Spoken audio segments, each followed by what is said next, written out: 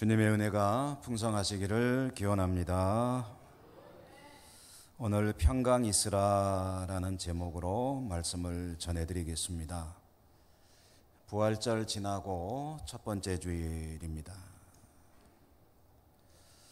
지난주에 부활의 말씀도 받고 우리는 부활 신앙으로 참 하나님 앞에 잘 살아야 되겠다, 복되게 살아야 되겠다 다짐도 하고 우리의 신앙과 삶을 다시 한번 점검도 해보고 합니다마는,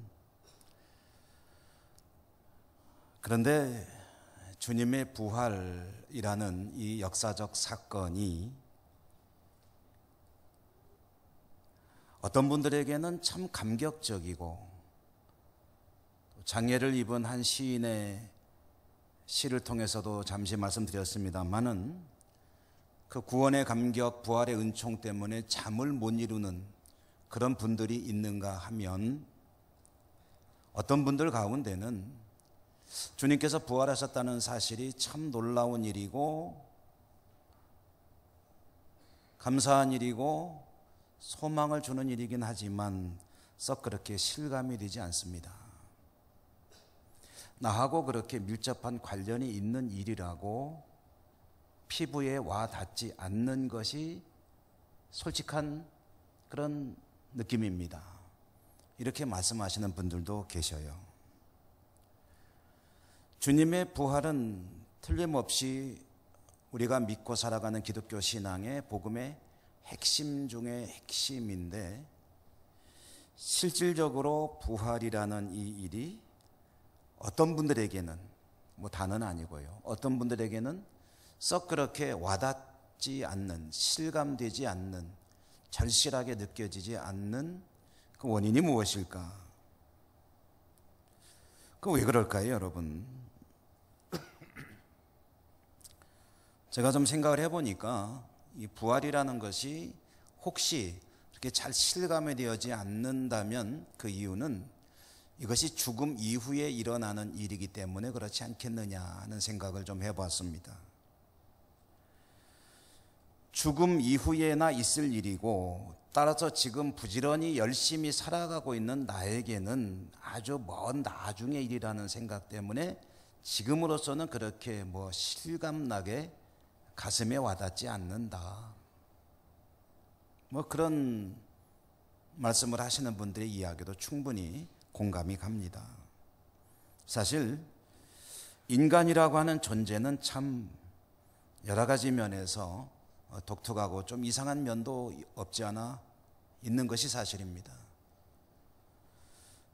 제가 어떤 글을 보다 보니까 이런 이야기가 있더군요. 인간이라는 존재는 참 이상한 존재다. 뭐가 이상하냐? 인간은 영원히 죽지 않을 것처럼 살고, 그리고 한 번도 살아보지 못한 것처럼 죽는 존재다. 사람은 살면서 나는 영원히 죽지 않을 존재인 것처럼 살아간다는 거예요. 그가 추구하는 삶의 방향이나 목표나 가치관을 보면은 이 사람은 자기는 영원히 살 것처럼 살아간다.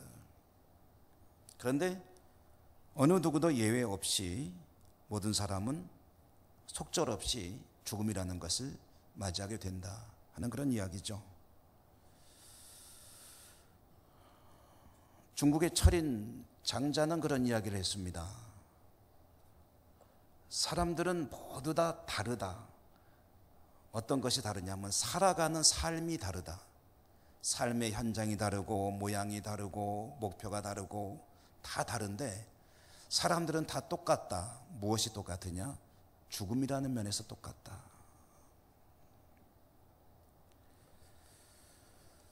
그런 가운데서도 저나 여러분 같은 기독교 신앙을 가지고 살아가는 우리들 성도들은 틀림없이 부활에 대한 소망을 가지고 우리는 영원히 주님의 은혜 가운데 부활의 첫 열매가 되신 주님의 뒤를 이어서 부활하여 영생할 것을 믿습니다 하는 그 믿음을 가지고 살아가는 것도 또한 틀림없는 사실입니다. 여러분, 그렇다면 만약에 어떤 분들처럼 부활이라는 것이 그렇게 대단한 사건이지만 썩 그렇게 실감나지 않고 먼 나중의 일인 것처럼 느껴지고 있다고 한다면 그 부활을 가슴에 담고 소망을 가지고 살아가는 부활신앙이라는 것은 도대체 뭐냐? 성도의 부활신앙의 실체가 뭐고 내용이 뭐냐? 여기에 대해서는 우리가 너무나도 여러 차례 말씀을 통해 이야기하고 은혜도 받고 하지만 여전히 때로는 조금은 막연하게 느껴질 때가 없지 않아 있기도 합니다. 저는 오늘 부활신앙의 중요한 한 단면을 오늘 이 말씀을 통해서 한번 같이 생각해 보려고 합니다. 여러분, 부활을 소망하며 살아가는 우리들에게 있어서 그 실체는 무엇일까? 부활신앙을 가진다는 것은 무엇일까? 그것은 답부터 먼저 말씀을 드려본다면 그것은 평강의 삶을 사는 것이다, 이렇게 말씀을 드리고 싶습니다. 오늘 성경이 그 이야기를 들려줍니다. 평강의 삶을 사는 것이다. 자, 오늘 말씀 속으로 한번 들어가 보시죠. 예수님께서 부활하신 날 저녁이었습니다. 시기적으로는 시간적으로는 부활하신 날 저녁이었고 공간적으로는 어느 방이었습니다. 제자들이 늘 모이던 곳이었습니다. 성경에는 그곳이 어떤 곳이라고 명확하게 명시하여 밝히고 있지는 않습니다만은, 그러나 성경의 앞뒤 문맥과 상황을 통해서 추정해 본다면 우리가 잘 알고 있는 마가의 다락방이 아니었겠느냐. 제자들은 주님 부활하신 그날 저녁에 마가의 다락방에 모여서 함께 있었는데, 그렇게 모여있는 제자들의 상태가 어땠느냐, 오늘 성경에 보니까 그들은 두려움에 떨고 있었다. 요한이 전하는 말씀에 의하면, 표현을 가져온다고 하면 그들은 방에 모여서 문들을, 그래서 문들이라고 하는 것은 모든 문이라고 이해하면 좋겠습니다. 그 방으로 들어올 수 있는 모든 문은 다 꽁꽁 걸어 잠그고 차단하고 거기에 모여서 겁에 질려 있었다. 여러분, 제자들의 이런 모습은 상당히 의외의 모습입니다. 왜냐하면 그날, 오늘 이 말씀이 주어지는 그 날은 무슨 날이냐면 주님께서 부활하신 날이었습니다. 안식일이 지나고 아직 새벽이 완전히 오지도 않았을 때에 막달라 마리아는 예수님을 장사 전에 무덤으로 달려갔었죠. 무덤으로 달려간 막달라 마리아가 목격한 것은 비어있는 무덤이었습니다. 너무나도 놀란 막달라 마리아가 제자들에게 연락을 해서 시몬 베드로와 요한도 달려가 보니까 역시 무덤이 비어 있었습니다. 막달라 마리아가 너무나도 놀라기도 하고 슬프기도 하고 하던 가운데 뜻밖의 또 마주친 한 인물이 있었는데, 그게 누구냐면은 부활하신 예수님이었습니다. 그러니까 무슨 얘기냐? 막달라 마리아는 가장 먼저 예수님의 빈 무덤만 목격한 것이 아니라 부활하신 예수님도 만나게 되었고, 시몬 베드로와 요한은 부활하신 주님을 만나 뵙지는 못했지만 막달라 마리아를 통해서 이야기도 들었고 전후 사정을 파악하게 되었고, 이 막달라 마리아와 시몬 베드로와 요한이 제자들이 모인 곳에 돌아와서 그 얘기 했겠습니까? 안 했겠습니까? 뻔하지요. 이런 빅뉴스를 어떻게 이야기하지 않을 수가 있겠습니까? 제자들에게 다 얘기를 했겠죠. 가보니까 여차저차 이렇게 되었더라. 그리고 우리 막달라 마리아 자매가 주님을 만났다고 그러더라. 주님이 부활하신 것이 틀림없다. 그리고 가만히 생각해 보니까 전에 그러셨잖아, 여러 차례. 예루살렘에 가시면 대제사장과 서기관들에게 잡혔다가 고난을 당하시고 죽으시지만 사흘 만에 부활하신다고 하신 그 말씀이 이루어진 건가? 제자들은 그 소식을 들었습니다. 바로 그날 저녁이었다는 얘기입니다. 그렇다면 여러분, 무엇을 이 이야기는 전해주고 있습니까? 베드로와 요한, 막달라 마리아, 그리고 제자들 모두는 주님이 부활하신 소식을 들었는데 그들에게 주님의 부활이라는 이 사건이 썩 그렇게 큰 영향을 미치고 있지 못했다는 이야기입니다. 확신을 가지고 마음속에 뭔가 큰 어떤 놀라운 그런 변화가 있거나 그랬던 것이 아니라 그들은 그 소식을 들었음에도 불구하고 무서움에, 두려움에 겁에 질려 벌벌 떨고 방문을 꽁꽁 걸어 잠그고 그 안에서 숨을 죽이고 있었다. 왜 그랬느냐? 오늘 성경에 보니까 그들은 두려움에 사로잡혀 있었다. 뭐가 그렇게 두려웠느냐? 예수님이 귀신인가 해서 두려워했나? 아니에요. 성경을 보니까 그들은 유대인들을 두려워했다. 유대인들, 대제사장을 필두로 하는, 그들을 대적하는, 어떻게든 제거하려는, 그리고 막강한 힘을 가지고 있는 유대인들, 그들은 자신들의 스승을 체포했습니다. 끌고 가서 함부로 다루었습니다. 많이, 정말 감당할 수 없을 만큼 매질을 했습니다. 골고다로 끌고 가서 십자가에 못 박아 결국은 죽게 했습니다. 그 대제사장과 그 세력, 얼마나 무서운지. 그들은 나사렛 예수와 그들의 입장에서 보면 그 집단, 그 무리들이겠죠. 이들을 제거하기 위해서, 진압하기 위해서 있는 힘을 다했는데 이제 그 우두머리를 제거하는 데 성공했습니다. 지도자를 제거했으니 이제 그걸로 끝내겠느냐? 아니죠. 그를 따르는 핵심 인물들을 다 제거해야 이 소요가 완전히 제압이 된다고 생각했을 겁니다. 제자들도 뻔히 압니다. 그렇다면 이제 우리 스승님을 제거했으니 그 다음 타겟이 누구겠느냐? 뻔하지. 우리들 아니겠느냐? 우리들 얼굴도 이미 다 알려졌는데 어떡하지? 할 수 없지. 꽁꽁 문 걸어 잠그고 숨어서 일단 버텨보자. 만약에 체포된다면 자신들은 스승님과 비슷한 길로 가지 않겠느냐? 십자가의 처형을 당하거나 아니면 그에 준하는 형벌을 받지 않겠느냐? 여러분, 십자가는 이 제자들 정도 되면은 충분한 십자가 처형 사유가 됩니다. 왜냐하면 정치범이거든요. 제자들 생각에 자신들의 스승은 어떤 분입니까? 능력이 많으신 분이에요. 그분을 통해서 얼마나 놀라운 일들을 경험했는지 모릅니다. 그분은 죽은 자도 살리셨어요. 못 고치는 병이 없으셨어요. 무리도 걸으셨어요. 모든 병자들, 귀신도 쫓아내셨어요. 도시락 하나 가지고 수많은 사람들을 먹이시고도 음식이 남을 정도로 그런 능력도 보이셨어요. 그런 놀라운 분도 저 유대인 대제사장과 그 무리들에게는 속절없이 끌려가서 저렇게 죽임을 당했는데 우리가 그걸 어떻게 감당할 수 있느냐? 이제 우리는 자칫 이제 다 죽게 생겼다.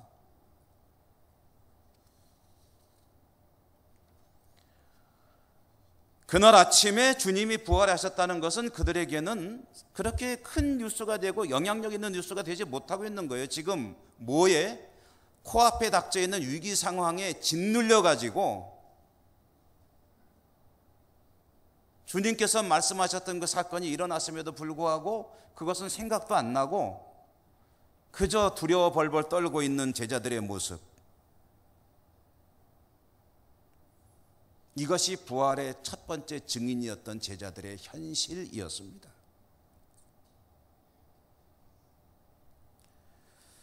그때 그들 가운데 예수님이 나타나셨다. 예수님이 나타나셔서 그들에게 하신 말씀이 있고 그들 앞에서 행하신 행동이 있다. 언행이죠. 하신 말씀은, 제일 먼저 하신 말씀은 뭐냐면 너희에게 평강이 있으라. 너희에게 평강이 있으라라는 말씀을 2번 반복하십니다. 이 2번 반복했다는 것은 예수님께서 굉장히 강조했다는 뜻이고 그들에게 꼭 필요한 말씀이었다는 의미이기도 합니다. 평강이 있으라. 그리고 이어서 하신 행동은 뭐냐면 손을 보여주시고 그리고 옆구리를 보여주셨다. 손과 옆구리를 보여주신 게 무슨 의미 있는 행동이겠습니까? 어떤 의도를 가지신 행동이었겠습니까? 손은 왜 보여주십니까? 손에는 뭐가 있습니까? 손에는 예수님께서 십자가에 못 박힌 그 못자국이 있었겠죠. 옆구리에는 뭐가 있습니까? 옆구리에는 로마 병사가 찌른 창자국이 있겠죠. 예수님께서 이 못자국, 옆구리 창자국을 보여주시는 의도는 뭐겠습니까?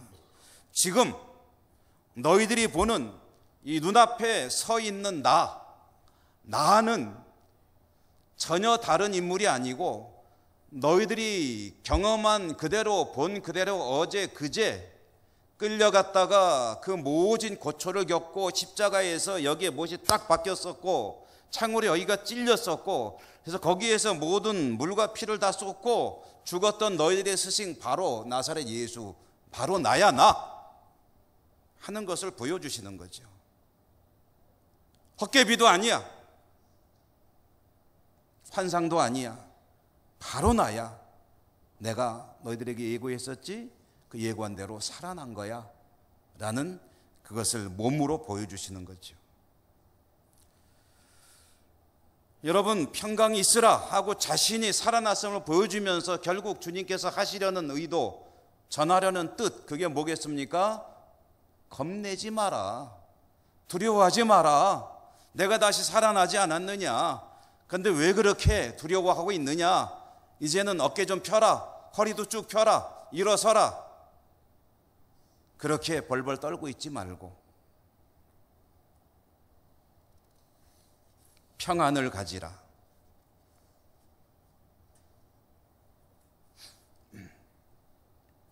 평안이라는 주제를 놓고 이 말씀을 계속 묵상하다 보니까 또 생각나는 이야기가 있습니다. 전에 설교 중에 한 번인가 제가 이야기한 것으로 기억이 됩니다만은 참 그 이야기가 자주 생각이 나요.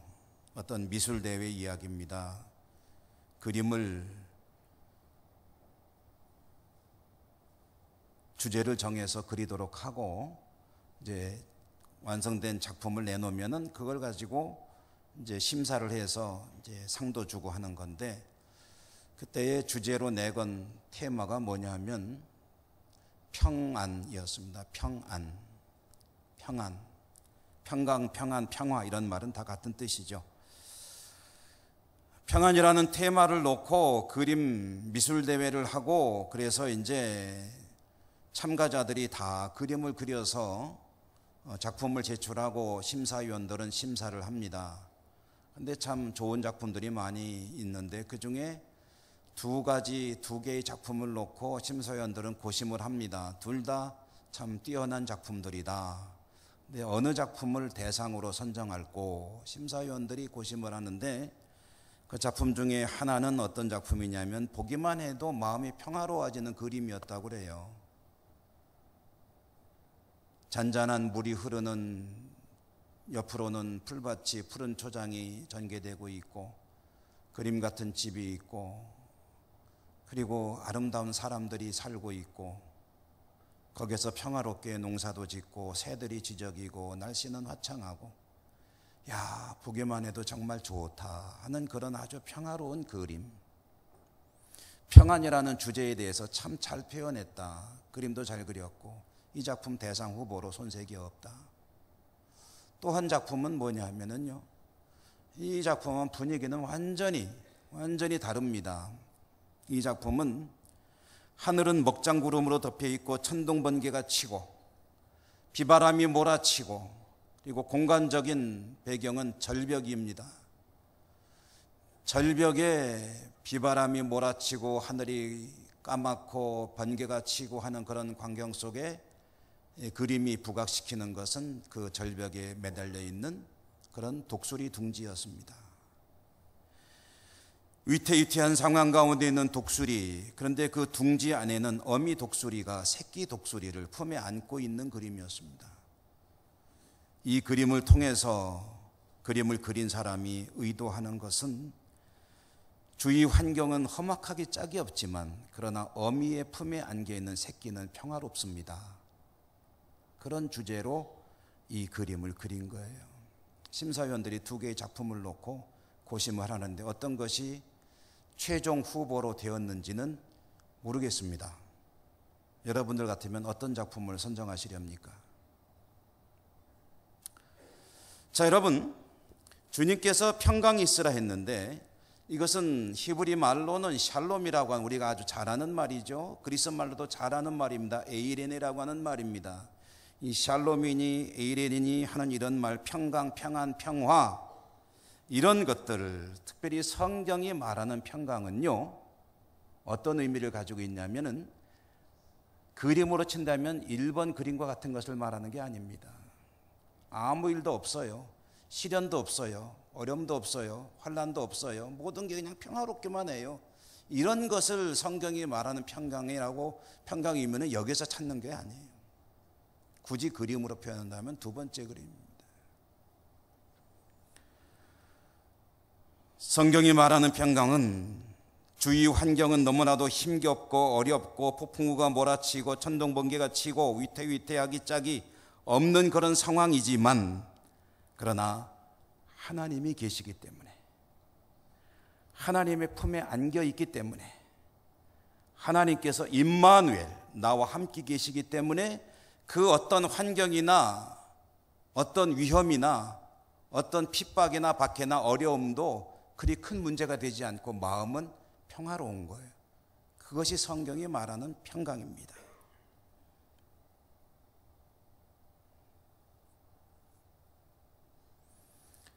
구약성경 시편은 이것을 잘 노래하는 그런 시편이죠. 노래들이죠. 우리가 너무나도 잘 아는 시편 23편, 다윗의 시편, 다윗의 일생. 여러분, 아무 일 없이 정말 평화로운 인생이었습니까? 근데 다윗이 노래하는 거예요. 여호와가 나의 목자시니 내게 부족함이 없다. 그가 나를 푸른 초장으로 쉴 만한 물가로 인도하시는도다. 여러분, 날마다 푸른 초장으로 쉴 만한 물가로 아무 걱정거리가 없는 삶의 환경 가운데 살아가기 때문에 다윗이 그렇게 노래하는 게 아닙니다. 도망자로 쫓겨다니고 삶은 죽음의 위협 속에서 하루하루로 살아가는 것 자체가 힘겨운 삶의 현실 가운데 있지만, 그럼에도 불구하고 나는 조금도 부족함이 없는 것은 여호와께서 나와 함께 계시기 때문이고 여호와께서 나의 목자가 되시기 때문이다. 때로는 사망의 음침한 골짜기로 가지만 나는 조금도 두려워하지 않는다. 왜요? 하나님이 나의 목자시고 나는 그의 양이니까. 시련과 고난, 나아가 죽는 것은 두려운 일입니다. 그러나 주님께서 죽음을 이기셨죠. 그 부활하신 주님을 믿고 의지한다면 제일 먼저 나타난 현상이 뭐냐면 죽음에 대한 공포가 사라지는 겁니다. 죽는 게 두렵지 않으면 뭐가 두렵겠습니까? 그러므로 어떠한 큰 일을 만나더라도 내 마음속에는 평강이 흐트러지지 않는 거예요. 사람이기 때문에 잠깐의 두려움은 있을 겁니다. 걱정도 될 수도 있습니다. 그러나 제정신 차리고 보면, 주님의 은혜를 생각하면, 부활신앙을 다시 회복하면 그때에는 내 마음속에 다시 담대함과 용기와 평강이 자리 잡게 되고 그 어떤 것들도 이겨나갈 수 있는 힘을 가지게 된다. 이게 부활신앙입니다. 주님이 말씀하시는 거죠. 내가 사망을 극복하고 사망 권세를 이기고 다시 살아 너희들 앞에 왔는데 왜 두려워하느냐? 힘을 내라. 일어서라.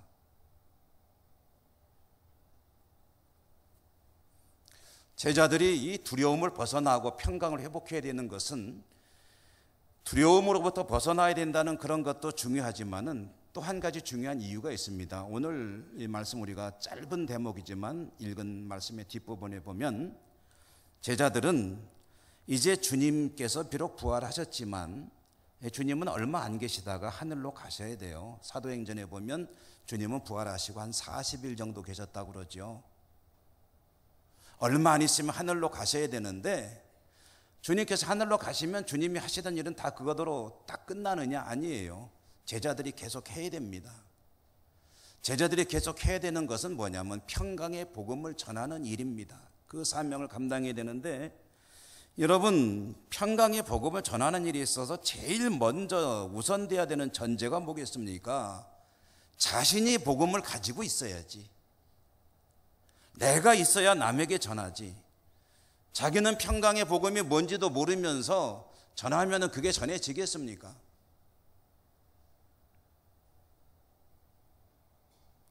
주님께서 사망을 이기셨고 제자들에게도 그 소망을 주셨고, 주님이나 제자들이나 마찬가지입니다. 이제 가장 두려운 원수 중의 원수, 사망 권세라는 것이 굴복해서 무릎을 꿇고 있으니 그것이 주님을 얽맬 수도 없었고 우리들도 겁줄 수 없으니 다른 뭐가 두렵겠느냐? 뭐가 두려우냐? 유대인들이 두려우냐? 왜 두려우냐?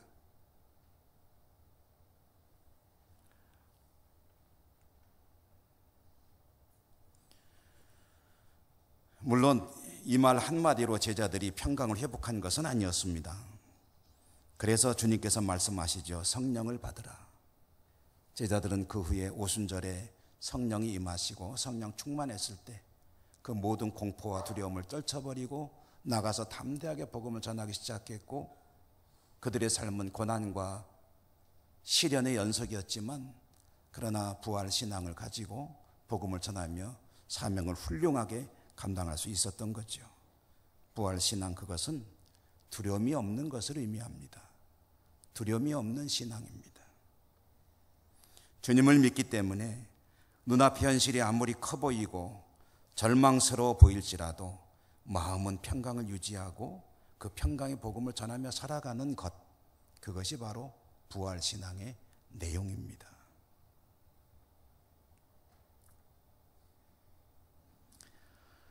우리들 얘기를 잠깐 할까요? 여러분, 우리들의 삶의 현장이 어떻습니까? 여러분 평안하십니까? 평강을 누리고 계십니까? 우리 삶의 현장도 그렇지 않죠? 끊임없이 걱정거리, 근심거리, 무섭고 두려운 일들이 밀려오고 또 밀려오죠. 하나 넘어갔나 하면 또 하나가 오고, 그것은 경제 문제일 수도 있고 질병의 문제일 수도 있고 여러 가지 관계의 문제일 수도 있고 특별히 가정 내에서 벌어지는 일일 수도 있고 국가적으로 보면은 안보의 문제일 수도 있고 이런저런 여러 가지 삶의 문제들이 끊임없이 우리들 향해서 밀려옵니다. 그리고 우리는 그 문제들 앞에서 참 힘겨워하고 두렵고 걱정하면서 살아가고 있죠. 마음의 평강을 유지하기가 쉽지가 않습니다. 그런데 부활 신앙을 가지고 산다는 것은 그러한 문제들 투성이 가운데 살아가면서도 마음의 평강을 유지한다는 것을 의미합니다. 좀 전에도 말씀드렸지만 잠깐 걱정이 되고 근심이 될 수는 있겠죠. 그러나 근본적으로 내 마음은 평안을 유지하는 겁니다. 그것이 부활 신앙의 요점입니다. 주님께서 말씀하십니다. 너희에게 평강이 있으라.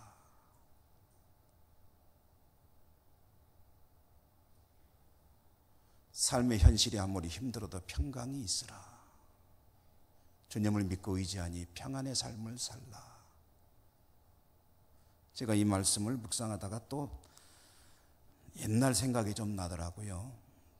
저는 중학교를 다닐 때 제가 비교적 어린 나이에 입학을 했기 때문에 아주 꼬마였습니다. 우리 반에 62번까지 있는데 제가 61번째였습니다. 아주 작았죠. 학교까지 한 20분 시내버스를 타고 통학을 해야 되는데 그 당시 버스는 여러분 경험해 보신 분들은 잘 아시겠지만 콩나물 시루버스, 콩나물처럼 빽빽하게 채워가지고 다니는 버스. 그때 아침이면 출근하는 분들, 등교하는 학생들로 인해서 북새통을 이루었죠. 지금은 그럴 수 없을 겁니다만은 그때 시내버스에서 근무하는 그 안내양 누나들, 그분들은 참 목숨을 걸고 일한 것 같아요. 사람들이 그냥 밀려오니까 그냥 꾸역꾸역 집어넣고 배치기로 밀어놓고 그냥 차 문도 못 닫고 밖에 매달려가지고 동전으로 차를 2번 땅땅 때리면 그게 출발하는 신호거든요. 땅땅 때리면 운전하는 아저씨는 이제 차를 딱 출발하는데 문도 못 닫고 그냥 매달려 가는 거죠.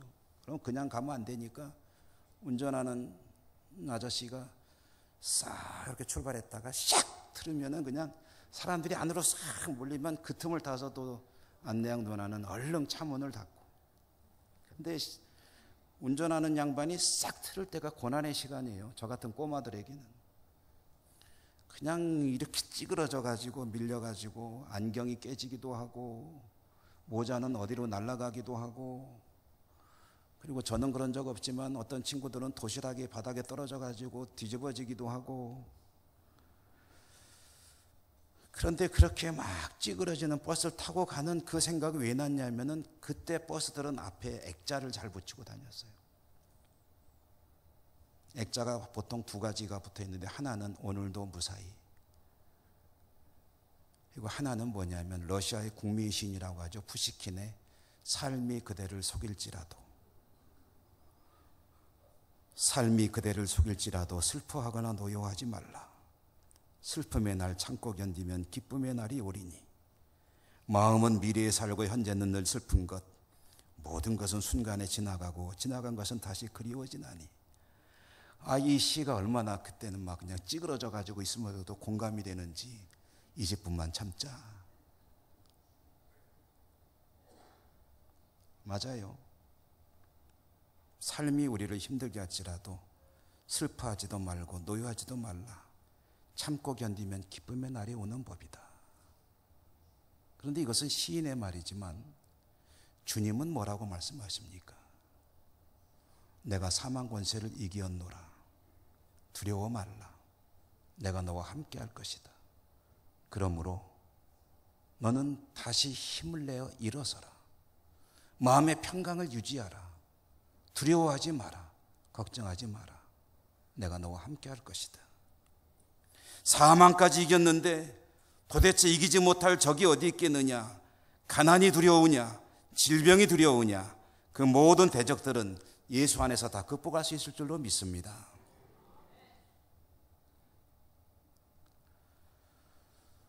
제가 보는 기독교 잡지 중에 짧은 글이 하나 있어서 그 내용을 잠깐 소개해드리고 오늘 말씀을 마치겠습니다. 미국의 웨스턴 신학교라고 하는 신학교가 있다고 합니다. 저는 솔직히 잘 모르는 학교인데 이 웨스턴 신학교에 토드 빌링스라고 하는 분이 계셨다고 그래요. 젊은 교수였다고 합니다. 한 3년 전쯤에 잡지에서 본 글인데요. 이 토드 빌링스라고 하는 이분이 39살 젊은 나이에 건강검진을 하다가 암이 발견이 됐습니다. 신학자이고 크리스찬이기도 하고 또 신학자이다 보니까 믿음으로 잘 이겨내고는 있었지만 사실 쉽지는 않았어요. 힘들었습니다. 투병도 힘들고 병 자체도 힘들고. 많은 분들이 중보하며 기도해주고 잘 이겨나가고 있는데 이분이 고백하기를 자기에게 가장 큰 힘을 주고 용기가 되었던 편지가 한 장 있는데 그 편지를 쓴 사람이 누구냐면 15살 먹은 소녀였다고 그래요. 15살 먹은 소녀인데 이 소녀가 또 자기도 아픈 소녀예요. 다운 증후군이라고 하는 그런 장애를 가지고 있는 소녀였어요. 이 소녀가 이 젊은 교수가 암투병한다는 얘기를 듣고 편지를 쓴 거예요. 장애가 있는 소녀이기 때문에 길게도 못 썼나 봐요. 문장이 짤막한 내용이었는데 그 내용이 뭐라고 되어 있냐면 빨리 나으세요. 예수님이 당신을 사랑하신답니다. 하나님은 암보다 크십니다.